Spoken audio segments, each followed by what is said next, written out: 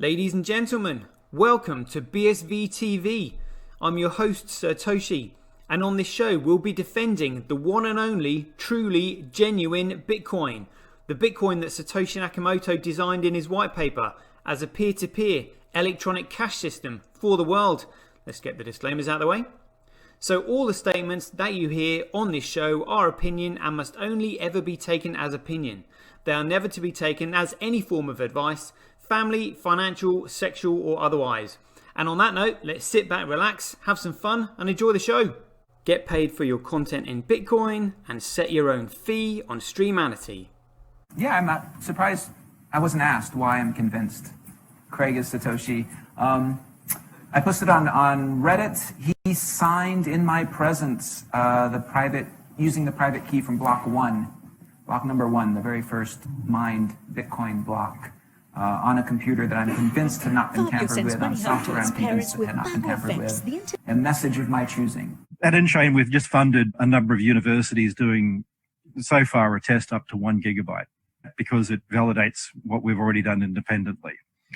We've tested up to 380 gigabyte blocks. We've tested 1 million transactions a second and transaction sizes up to 20 megabytes. Super complex scripts. Basically ones that can run operating systems. That's basically all of global commerce times about 50. On top of that, we can have complex scripts. On top of that, we can scale each of those transactions 1,000 times, which effectively means about 1 billion transactions per second, which means we can then have all derivatives, all complex trades. That means high frequency trading. It means everything that happens globally. Is the market that effectively BSV is going for, is that global e-commerce, which is currently valued at $29 trillion? No, that's too small. Buy and sell Bitcoin instantly at bsvgravity.com. And you can now book and pay for your winter holiday at skibsv.com. Alright people, how are we doing? It looks like we are on for a rock and roller. Yes, indeed. Rob Jones in the house. KP Dad in the house. Maria Torvad in the house. Joshua Arrow in the house. Loving it. Loving it. The momentum is building. I can feel it. You know, and it's. I think it's just generally the entire crypto market. But again, like the amount of. I mean. If ever you wanted to, I suppose, like measure the intellect of society, there is nothing like the crypto space that has done this. Like never, not once. I have never seen society divided by intellect like it has done in crypto. It's been absolutely shocking, and we'll go over a few funny bits in a moment after we have just looked at the health of the network. So let's go over this: the crypto weather forecast, the crypto finance, the crypto health checkup, whatever you want to call it. I've not looked at this yet, so I always get excited when we get down the bottom looking at the pie chart. So here we go. But there we go. Let's have a quick look at the markets. And as you can see, I was just looking at Uniswap because that was released, I think, just like yesterday, something like that. Yeah, so effectively 24 hours ago is when it was released.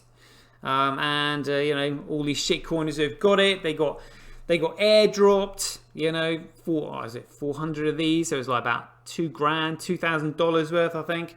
They got gifted, but.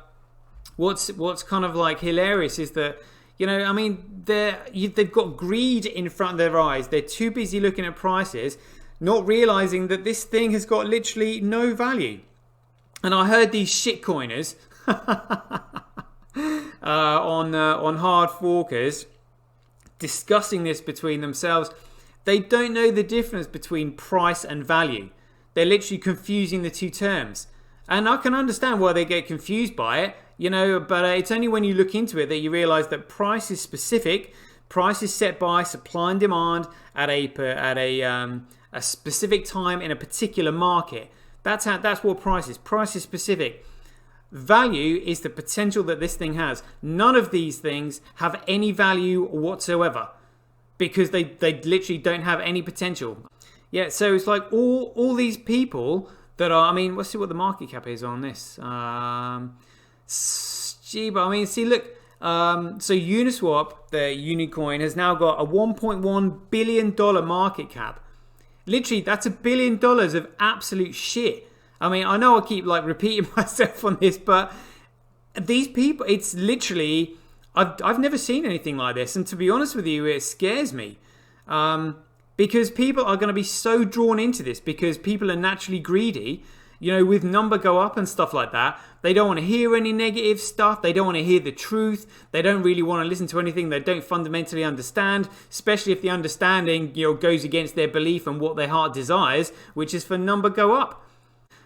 Talking about this, the guy who is hosting the show said, right, so Ben, people, what is this then? Where does it come from? And they were going, oh, well, you know, it's an airdrop. And they were like, oh, okay, that's right then. Like, literally, it's like, no, it's not all right then. An airdrop is an illegal security that has just been issued. It's an illegal security that's been gifted to you because they're telling you that you deserve some, but other people are buying it. They want in on this thing that this company, whoever it is behind it, that have just airdropped all these freebies, but then they've also put a shitload on exchanges and kept a shitload for themselves as well. It's an illegal security. Like, it is absolutely fundamentally worthless. The law will catch up with it. Imagine if you've got all your money in this thing and it literally just gets turned off overnight. Because they're sold on this absolute bollocks that it's decentralized. And decentralized to them means that you can't shut it down. It's just absolute bollocks. Like, as we've said before, and I know I keep going over this, decentralization is a concept.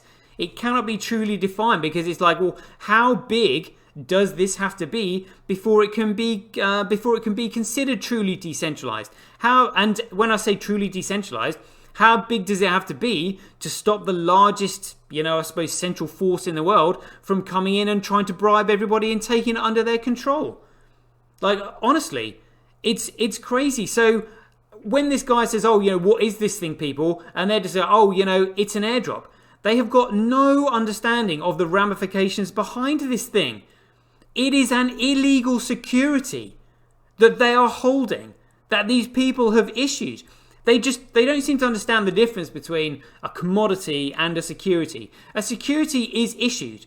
And then if it's issued and it's not a registered security, it is an illegal security. And these things have no fundamental value. Literally, the stories that they spin on all this bollocks and like they're giving it away free to... And imagine, if you want something to go up in value, what you do, you give it to a group of people, preferably those that have got big mouths, who then start shouting about how much money they've made and how brilliant this thing is, and then FOMO people in. And when I say FOMO people in, I honestly think the majority of people who are in crypto are probably almost like teenagers. Like, they're going through, they're pubescent teenagers, is what they are. I mean, their hero is like Vitalik Buterin, who started this when he was, 19 years old. How on earth can you understand the difference between, and why would you understand the difference between securities and commodities at the age of 19? Like, you wouldn't. He was on Magic the Gathering and playing computer games and wanting smart contracts. There is no way he'd ever considered what money is. And he still hasn't considered what money is. And nobody else had either, because there's been no education on this thing whatsoever. People just think, money is made just like we have fiat currency. Oh, it's just money. It's made. No. It doesn't have any value. Like, a commodity is when you're conducting trade and you're saying, okay, I want this good or service from you, and I will give you this thing which is representative of the value of the good or service that I'm getting in exchange from you. Fiat currency has got no value. The only value it's got is the fact that the government says, right, that's worth $20, whatever. You've handed that to that person. Therefore, you expect $20 back. You can exchange that for something else that people would consider to be worth $20. But it has no value. And that will come a cropper big time. And I mean really big time. So, and when I say really big time, just think about this for a second. We here have got Bitcoin, which is a digital commodity. So in other words, you buy this because you value the security and the freedom of your own data. You cannot have the security and freedom of owning your own data without Bitcoin. Bitcoin is the key to you owning your own data, because that is what is paid to the miners in order for you to upload your data so that you can own it. So it's not given to any corporation who can simply sell it, abuse it, analyze it, flog you stuff, anything like that. That is where the value is. And so as more and more people start to value the freedom and the security of their own data, more and more people come in to use it and buy it. And as more and more people come in to use it, it becomes more and more scarce, which means you get less value for money as the price goes up. So $5 worth of Bitcoin doesn't get you $5 what it did the day before. And this thing will go absolutely crazy. So imagine the entire world, and this includes governments and corporations, now saying, actually, we want to protect our data. We cannot risk having computer viruses on this. We cannot risk having a central point of failure. Of losing this data. It is absolutely fundamental and categoric that this data is safe. All right, well, if you want to make that data safe, you put it onto the blockchain. The only way you can do that is with Bitcoin. And then so the Bitcoin is what pays the miners. That means it's money and it's cash. That means you can also use it as cash because you're literally trading goods and services for it. So then we've got the government that's just like, oh, right, well, right. I see there is going to be huge world demand for that. Well, we've got access to the printing press, so we can buy as much as we want. It's like, well, yeah. And when you start printing as much as you want, let's say, for example, Bitcoin gets to $1 million, which personally I think it will rocket to. I honestly think it will rocket to $1 million. So let's say these governments want, say, like something like 1,000 Bitcoin, which isn't really that many in the scheme of things. But if that Bitcoin is $1 million for one, that means they're going to have to print $1 billion. $1 billion they're going to have to literally print up overnight. Now, how much money, how much fiat currency can you get away with printing before people start realizing that currency that they're printing, that they've initially been using because they're the citizens of your country, is absolute bobbins? Like absolute bobbins. They're like, hold on a minute. We're grafting here, working our ass off for this money that you're just putting your finger on the print run and you're buying Bitcoin with it. So then the government's going to be like, oh right, well hold on a minute. The citizens of our country are getting a little bit pissed off with the fact that we're creating $1 billion overnight at the touch of a button and massively devaluing the currency that all of our citizens have got in their banks. There'll be an uprising. So eventually, when the governments or the central banks realize this, and they're just like, right, we cannot literally print $1 billion overnight because people are just simply going to get really pissed off with us, then they're going to have to start mining it. And they will be huge mining farms. Because look, it's now ridiculous. We can't go printing hundreds of billions of dollars overnight because it just literally undermines the value of the currency. People are going to be rising up about it, and other people are going to be buying it as well. It's going to be absolutely mental. So that's when these huge mining farms are going to spring up. Central banks are going to be mining it. Governments are going to be mining it. Local councils are going to be mining it. The largest corporations in the world are going to be mining it. Google, Amazon, Facebook, Netflix, Apple. Because not only will they be mining it because they actually want it, but the fact is, because they're the largest corporations in the world, they have the transaction volume to actually economically incentivize them to do it anyway. So they can actually have control of their own data and the transactions that they've got, as well as being financially incentivized to mine it. I mean, imagine what China's going to be like. I mean, we all know how corrupt the Chinese government is. I mean, do you think they are literally going to have any qualms about making up, like $100 billion overnight to buy Bitcoin? No, they won't have any problems at all. They will just be like, we will do whatever we've got to do in order to maintain our power, and with money comes power. So literally, China will be printing billions and billions and billions of dollars to buy as much Bitcoin as they can. And I think I saw a program on the Gorges Dam the other day, I think China spent something like $28 billion on it. Something absolutely staggering anyway. But, that's what happens when you can just simply print as much fiat money as you want. There is literally nothing backing it whatsoever. And it's suddenly the people are just like, well, hold on a minute. If you're printing hundreds of billions of dollars just to simply buy Bitcoin for yourself, should you not be printing that, buying Bitcoin and distributing that Bitcoin amongst all of us? And then you get a rebellion rising up. Because they're like, hold on a minute, someone is just printing that button and they're keeping all this Bitcoin for themselves. How is that fair? So again, it's rebellion that is going to stop governments from printing fiat money to buy this thing and turn them into miners.